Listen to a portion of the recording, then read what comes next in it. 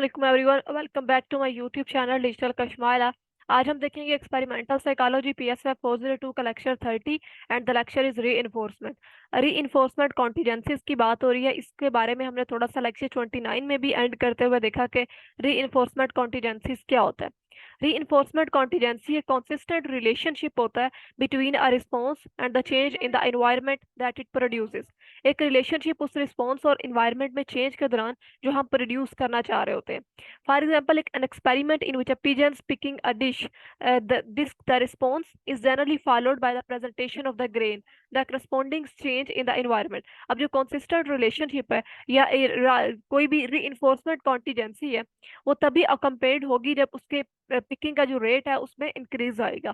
For delivery of grain, जब भी आप किसी की ग्रेन ग्रेन की डिलीवरी के लिए आप उसको इंक्रीज करेंगे, only the probability of picking it must be contingent only on the picking response. The delivery must occur regularly after that response, but not after other response, such as turning or bowling. अब यहाँ पर कुछ contingencies reinforcement की बताई हुई है जो कि अप्लाइड होती हैं स्किनर्स के वर्क की बेस पर। Behaviour modification therapies, trainings and the third one is management of behaviour. अब री इन्फोर्सर यहाँ पर क्या है कि एनी स्टिमुलस, कोई भी ऐसा स्टिमुलस जो कि बिहेवियर की कॉन्टिजेंट पर बनता है, ठीक है, उसमें उसकी प्रोबेबिलिटी इंक्रीज होगी उस बिहेवियर की ओवर द टाइम, वक्त के साथ साथ। री इन्फोर्समेंट एक डिलीवरी होती है जिसमें री इन्फोर्सर जो है वो रिस्पॉन्स को फॉलो कर रहा होता है। री इन्फोर्सर हमेशा इंपिरिकली डिफाइन करता है in the term of their affects को, जो भी उसकी रिस्पॉन्स की प्रोबेबिलिटी को चेंज कर रहे होते हैं। अब यहाँ पर मतलब बात ये हो रही है कि हर चीज जो है वो ज्यादातर डिपेंड किस पे कर रही है, री इन्फोर्सर पर। ठीक है, और आप किस किस्म की री इन्फोर्समेंट का इस्तेमाल कर रहे हैं, और आप जिस जो री इन्फोर्समेंट इस्तेमाल कर रहे हैं उसमें कॉन्टिजेंसी कितनी है। ठीक है, अगर आप जो चीजें अप्लाई कर रहे हैं वो बिल्कुल ठीक होंगी, देन ही उसके रिजल्ट्स आपको आपके मुताबिक मिलेंगे। फिर ही आप उस चीज का, उस एनिमल का बिहेवियर जो है वो ऑब्जर्व कर पाएंगे बिल्कुल वैसा जैसा आप चाहते हैं। पॉजिटिव एंड नेगेटिव री पॉजिटिव एंड अब किस तरह की हो सकती है, पॉजिटिव एंड न्यूट्रल और नेगेटिव हो सकती है। पॉजिटिव में एपिटेटिव हो सकती है कि वी वांट देम, ठीक है, जिसे आप जैसा हम चाह रहे होंगे। Negative aversive, want to avoid them. A behaviour followed by the delivery of an appetitive stimulus, वो बिहेवियर जो कि किसी ऐसे एपिटेटिव स्टिमुलस की डिलीवरी को फॉलो करेगा, वो पॉजिटिव रीइंफोर्समेंट होगी। ठीक है, लेकिन वो रिस्पॉन्स जिसमें हम किसी भी एवर्सिव स्टिमुलस को रिमूव कर रहे होंगे, वो नेगेटिव रीइंफोर्समेंट होगा। अभी हम आगे भी इसको डिटेल से पढ़ते हैं। Properties of reinforcement. अब किस किस्म की रीइंफोर्समेंट की क्या क्या प्रॉपर्टीज हो सकती हैं कि आपने, अगर कोई भी आपके पास एक पेट है, रैट कह लें, ठीक है, आप will turn circle if consequences of circle turning is the delivery of desirable food. ठीक है, अगर आप चाहते हैं आप उसको सर्कल में खाना डालेंगे, वो उस तरह घूमना शुरू कर देगा जैसा आप उसे सिखाना चाहेंगे। और ह्यूमन, अगर कोई भी इंसान मजाक करता है, ठीक है, अगर उसको रिजल्ट नतीजे में मिल रहा है कि लोग सारे उसके मजाक पर हंस रहे हैं, ठीक है, तो उसको एक रीइंफोर्समेंट मिल रही है, देन ही वो मजाक करेगा, ठीक है, वो जोक करेगा। लेकिन अगर कोई उस पे, उसके जोक पे हंसता ही नहीं है, तो वो नेक्स्ट टाइम ऐसे किसी के सामने जोक नहीं करेगा। वही हमेशा इंसान जोक करता है जिससे उसे पता होता है कि उसका जोक को सब पसंद करते हैं। अगर कोई भी बच्चा रोता है, आप उसे उठा लेते हैं या आप उसको कैंडी देते हैं, वो खामोश हो जाता है। Each one of these are consequences of behaviour, जो कि आप एक्ट करते हैं एज ए री। समटाइम ऐसा होता है कि कुछ री जिनकी कोई ना कोई कॉस्ट होती है। बच्चे को कंफर्ट की जरूरत भी होती है, but if we console each time a child through a tantrum, अगर आप उसे डिस्ट्रप्टिव कर देते हैं, ठीक है, तो दे लर्न दैट क्राइंग, उसे लगता है कि अब वो रोएगा तभी उसे अटेंशन या कंफर्ट मिलेगा, वैसे नहीं मिलेगा। Remember, a behavior is followed by the removal of an aversive stimulus. The event is called negative reinforcement. हमने पहले भी पढ़ा कि किसी aversive stimulus को रिमूव करने के लिए जिस बिहेवियर को फॉलो करते हैं उसको नेगेटिव reinforcement कहा जाता है। अ चाइल्ड एक डिस्ट्रप्टिव होता है क्लास में, ठीक है, और उसको आप मजीद अटेंशन देते हैं, इट डजंट सिट स्टिल। वो अगर एक जगह पे नहीं बैठ रहा, वो कभी इधर जा रहा है कभी उधर जा रहा है, आप उसे डिफरेंट किस्म की चीजें देंगे कि ये लो, ये लेके बैठ जाओ, ये टॉय लेके बैठ जाओ। एक किस्म की आप उसको डिस्ट्रैक्टर्स दे रहे हैं। अगर a wife panics and get lot of attention, ठीक है, अगर वाइफ बहुत ज्यादा पैनिक हो जाती है कि मेरी बात नहीं मानी जा रही और आप भी उसकी तरफ अटेंशन हो जाते हैं, a mother get sick and gets her away. अगर एक माँ को लगता है कि उसकी बात नहीं मानेगी, वो बीमार हो जाती हैं या वो अपने आप को बीमार महसूस करना शुरू कर देती है और आप उसकी हर किस्म की बात को मानना शुरू कर देते हैं, दैट्स मीन कि आप उसको एक नेगेटिव रीइंफोर्समेंट दे रहे हैं। आप उसके एवर्सिव स्टिमुलस को रिमूव नहीं कर रहे बल्कि उसको मजीद इंक्रीज कर रहे हैं। Two types of learning circumstances where negative reinforcement applies होती हैं, एक एस्केप कंडीशनिंग है and the other is avoidance conditioning. अब एस्केप कंडीशनिंग में क्या होता है कि animal learn that a response will allow them to escape. आप किसी ऐसी कंडीशन में होते हैं जिसमें आपको पता होता है कि आप ये काम करेंगे तो आप बच जाएंगे। मीन्स दैट के बाहर बारिश हो रही है, आप बारिश से बचने के लिए आपको पता है कि आप गीले हो जाएंगे, आप अम्ब्रेला ले लेते हैं, तो ये एक एस्केप कंडीशनिंग है। इन अवॉइडेंस कंडीशनिंग में क्या होता है कि अभी वो सूरत हाल आई नहीं है, वो सिचुएशन नहीं है, लेकिन आप पहले ही उससे बचना चाह रहे हैं। Means that car buzzer if not buckle seat belt, car में वो बजर लगा होता है कि अगर आप सीट बेल्ट नहीं पहन रहे तो देन वो पहले ही आपको एक आप कह लें कि अलार्म कर देता है और आप सीट बेल्ट पहन लेते हैं, बजाय ये कि आपके साथ कोई हादसा हो उसके बाद आप सीट बेल्ट पहने नहीं। अभी वो सिचुएशन हुई नहीं है या वो ऐसी कोई कंडीशन आई नहीं है, लेकिन आप उससे पहले ही एक अवॉइडेंस कंडीशनिंग में जा रहे हैं। पॉजिटिव रीइंफोर्समेंट और नेगेटिव रीइंफोर्समेंट दोनों ही प्रोबेबिलिटी को इंक्रीज करती हैं, रिस्पॉन्स की प्रोबेबिलिटी को इंक्रीज करती हैं। और जो नेगेटिव रीइंफोर्समेंट होती है, do the same in reverse through the removal reduction और prevention of an aversive stimulus following a response. अब जो रीइंफोर्सर है are the power brokers of operant conditioning, वो चेंज करता है अपने बिहेवियर्स को या वो मेंटेन करता है। कुछ सिचुएशंस में इवन ऑर्डरली पावरफुल रीइंफोर्सर्स जो होते हैं may not be enough to change dominant behaviour pattern. सिर्फ वही किसी भी डोमिनेंट पैटर्न को चेंज करने के लिए काफी नहीं होते। Primary and condition reinforcement. अब हैंडफुल ऑफ प्राइमरी रीइंफोर्सर जिसमें आप कह सकते हैं कि फूड एंड वाटर है, होज रीइंफोर्सिंग प्रॉपर्टीज वर बायोलॉजिकली डिटरमाइंड, जिनकी आपको जरूरत है, ठीक है, जो आपकी जरूरत का आपकी जिंदगी का हिस्सा है, जिनके बगैर आप जी नहीं सकते। बट द सेकेंडरी रीइंफोर्सर जिसमें मनी है, चेक है, वैल्यूएबल, ठीक है, आप पैसा है वो आपके लिए वैल्यूएबल है, आप चेक है वो एक कागज का बना हुआ एक टुकड़ा है, ठीक है, लेकिन वो उसकी क्या वैल्यू है आपके लिए कि आप उससे आपको मनी आ रहा, तो ये आपकी वो चेक जो कि एक कागज का टुकड़ा होगा लेकिन वो आपके लिए वैल्यूएबल है, क्यों? क्योंकि वो एक प्राइमरी रीइंफोर्सर के तौर पर आपकी जिंदगी में आ जाता है। सोशल रीइंफोर्सर में ग्रेड्स हैं, smiles of approval, gold stars and various kinds of status symbols, ठीक है, जो हमारे सोशल रीइंफोर्सर्स में फॉल करते हैं। In one experiment, simple tokens were used with animal learners. एक एक्सपेरिमेंट में टोकन्स के साथ मतलब जो एनिमल्स थे उनको सिखाया गया। मीन्स दैट कि अगर कोई भी वो बिहेवियर वैसा करते थे जैसा उन्हें सिखाया जा रहा था तो उन्हें टोकन दिया जाता था। अब एनिमल को क्या जरूरत टोकन की, लेकिन उस टोकन के बाद उन्हें खाना दिया जाता था, जिससे पता चला कि इस टोकन से हमें खाना मिलता है, ठीक है। तो वो टोकन वो अचीव करने के लिए उस बिहेवियर के मुताबिक एक्ट करते थे और देन उन्हें पता होता था कि टोकन के बाद हमें खाना मिलेगा।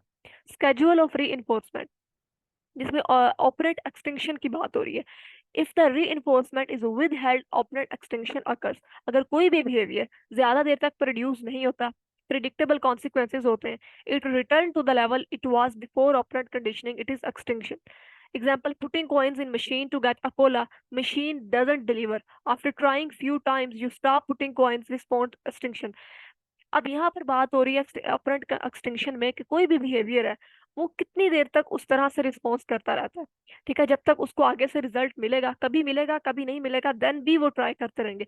जैसे बहुत सारी आपने फॉरेन कंट्रीज में भी देखा होगा, आई हैव नो आइडिया कि पाकिस्तान में है या नहीं है, मैंने तो फॉरेन कंट्रीज में वीडियोस वगैरह में देखा है कि वो वहां पर मशीन्स होती हैं, ये कुछ इस तरह का होता है, इसके अंदर आप कॉइन्स डालते हैं तो या तो आपको अंदर से टॉयज मिलते हैं या कोई भी ऐसी चीज मिलती है, लेकिन वो हर दफा नहीं मिलती, लेकिन वो कभी कभी जरूर आपको मिलती है। वो कभी कभी जब आपको मिलती रहती है तो आप उसके लिए कॉइन्स को डालते रहते हैं, ठीक है, लेकिन अगर वो काफी लंबे टाइम तक आपको नहीं मिलेगी तो आप उसको छोड़ देंगे।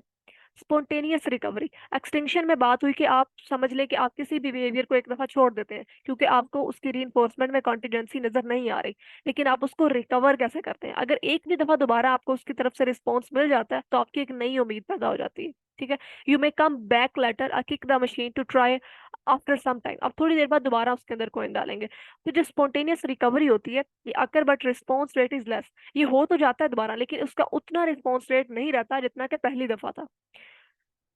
नेक्स्ट टॉपिक है पनिशर्स।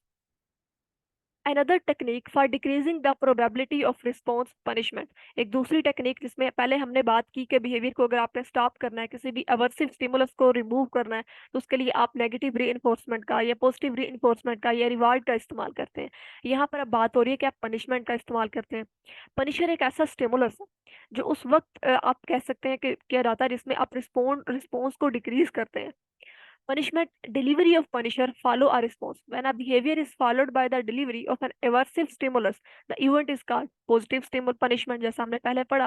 और जब बिहेवियर फॉलो करता है किसी भी रिमूवल ऑफ एपिडेटिव स्टिमुलस को, उसको नेगेटिव पनिशमेंट कहा जाता है।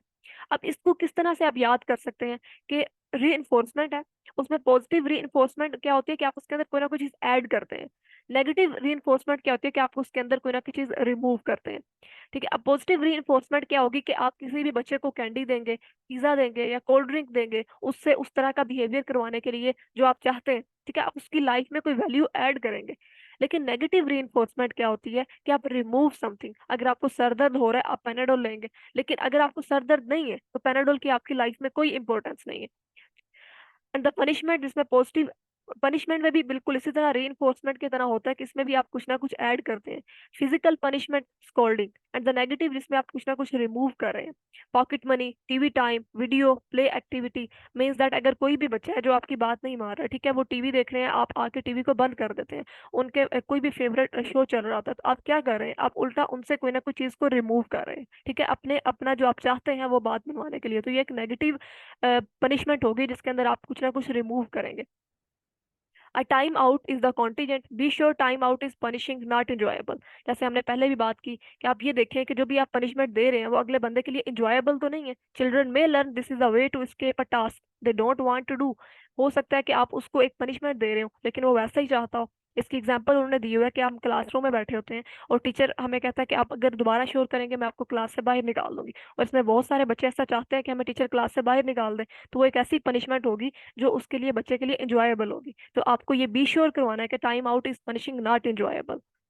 फिर आगे एक स्केड्यूल ऑफ री इन्फोर्समेंट में स्टोरी बताई हुई है BF स्किनर की, जिसमें हम जो इम्पोर्टेंट चीज़ है वो ये देखेंगे कि fix ratio schedules, variable ratio schedules, fix interval schedules और वेरिएबल इंटरवल स्केड्यूल्स की बात करेंगे। ठीक है, अब फिक्स रेशियो स्केड्यूल्स क्या होते हैं? फिक्स रेशियो स्केड्यूल्स वो होते हैं जिसके अंदर आप कोई भी अगर कर रहे हैं तो आप उसके अंदर आपको पता होता है कि आपने, फॉर एग्जांपल हम लीवर वाली वाली ही एग्जांपल यहाँ पे भी ले लेते हैं। ठीक है, अगर एक रैट है वो लीवर प्रेस करेगा उसको खाना मिलेगा। ठीक है, अब आपने ये फिक्स्ड किया हुआ है कि वो 2 दफा लीवर प्रेस करेगा तब आप उसको खाना देंगे। ठीक है, वेरिएबल रेशियो स्केड्यूल जिसमें average number of responses between री इन्फोर्सर इज प्री डिटरमाइंड। ठीक है, अब मतलब उसके अंदर आपने कोई भी फिक्स नहीं किया हुआ कि आफ्टर ओनली 1 रिस्पॉन्स और आफ्टर 20, कभी आप 1 रिस्पॉन्स के बाद दे देते हैं, कभी 20 के बाद देते हैं। फिक्स्ड इंटरवल स्केड्यूल, री enforce is delivered for the first response made after a fixed period of time. Fix period of time के बाद आप उसको रिस्पॉन्स करेंगे। लेकिन वेरिएबल इंटरवल स्केड्यूल कि वही बात के एवरेज रेट क्या होगा उसका। ठीक है, ऑफ 1 एवरी 20 सेकेंड, या तो आप सिर्फ 20 सेकंड के बाद दे रहे हैं, उसके बाद 20 सेकंड के बाद दे रहे हैं। वही वही स्केड्यूल ऑफ द री की बात यहाँ भी हो रही है कि कंटिन्यूअस री होती है जिसके अंदर कोई भी अगर रिवार्ड है, जैसे कि pigeon gets food after each peck, हर एक दफा वो पिक मारता है उसको मिल जाता है, तो ये कंटिन्यूअस ही है। ठीक है, कि आप उसको हर दफा इस तरह का एक्ट करने पे दे रहे हैं। लेकिन पार्शियल री क्या होगी? जिसके अंदर रिवार्ड फूड या कोई भी आप अगर डिलीवर कर रहे हैं on some occasion and not on others, हर दफा नहीं करें। वो एक दफा लीवर को प्रेस करेगा आप उसे खुराक देंगे, वो दूसरी दफा लीवर को प्रेस करेगा आप उसको फूड नहीं देंगे, तो उसके बाद उसके बिहेवियर में, उसके रिस्पॉन्स में वो कॉन्टिजेंसी नहीं रह जाएगी। और पार्शियल री में ही आता है फिक्स्ड इंटरवल और फिक्स्ड रेशियो, वेरिएबल रेशियो जो हम ऊपर देख कर आए हैं। ठीक है, interesting aspects have been noticed about these various schedules में, जो इंटरेस्टिंग एस्पेक्ट्स नोटिस किए गए हैं कि जो डिफरेंट स्केड्यूल ऑफ री होते हैं, in which you raise your hands in class में भी, आप क्लास में हाथ खड़ा करते हैं, आपको कभी टीचर बुला लेते हैं कभी नहीं बुलाते, लेकिन आप हाथ खड़ा रखते हैं हर दफा ही, क्योंकि आपको हर दफा एक उम्मीद होती है। मशीन प्लेयर की हमने बात की कि उसके अंदर कॉइन्स डालते हैं, और उसके बाद हमने बात की कि for the first 90 second but in the last 30 second you will pick in more often. ठीक है, schedule leave you guessing when the reward will come, you gamble that it will be after the next। ये एक कोई gambling की बात हो रही है, जो जुआ वगैरह खेला जाता है। ठीक है, उसके अंदर कोई VR होता है जो कि एक आप क्या लगे गैस आपको देता रहता है कि अगली दफा आपको रिवार्ड मिलेगा, अगली दफा, वो मतलब एक उम्मीद आपके अंदर होती रहती है, वो आपको एक रिस्पॉन्स जो होता है उसकी उम्मीद दिलाता रहता है, तो आप उसको, उस एक्ट को करते रहते हैं।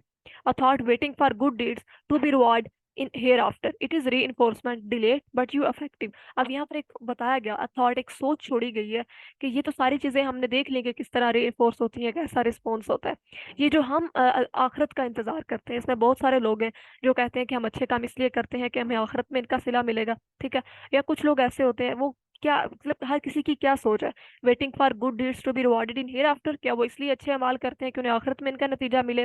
तो ये एक रीइंफोर्समेंट जो बहुत, ये क्या एक ये एक ऐसी रीइंफोर्समेंट है जो बहुत ज्यादा डिले नहीं हो रही, तो क्या ये इफेक्टिव रहती है? तो ये ऐसी एक सोच है जिसका आंसर अभी किसी के पास नहीं है। मतलब आप इसको एज अ क्वेश्चन मार्क इसको छोड़ा गया है। तो यहाँ पर खत्म होता है हमारा लेक्चर 30। आई होप कि आप लोगों को समझ आया होगा। मेरी लास्ट में रिक्वेस्ट है, मेरे चैनल को लाइक करें, शेयर करें, सब्सक्राइब करें। मिलते हैं इंशाल्लाह नेक्स्ट लेक्चर में। अपना ख्याल रखिएगा। खुदा हाफिज।